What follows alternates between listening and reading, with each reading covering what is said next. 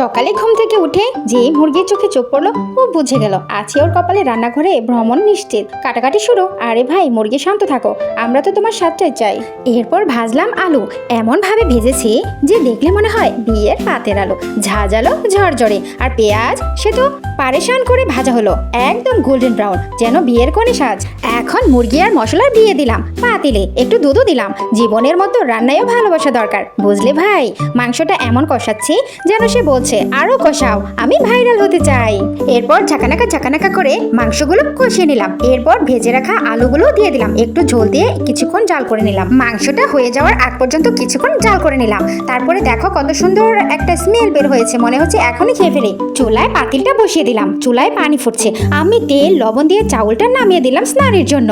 চাউল ফুটে উঠলো, তখন দিলাম মুরগির কষানো ফ্লেভার। পাতিল থেকে তখনই বেরোতে লাগলো ঘ্রাণ, এমন ঘ্রাণ মনে হচ্ছিল অমৃত। সুন্দরীকে আরো এক মগ ঢেলে দিলাম, উপরে আবার বিরিয়ানি মশলা ছিটিয়ে দিলাম। এইটা না দিলে বিরিয়ানি বলে না কেউ। একটু একটু নাড়লাম যেন প্রেমে পড়ার মতো ধীরে ধীরে মিশে যায় সবগুলো। তাই বলি ভাই, রান্না দেখো, শেয়ার করো, না হলে পরের বার তোমার জন্য এক চামচও রাখবো না।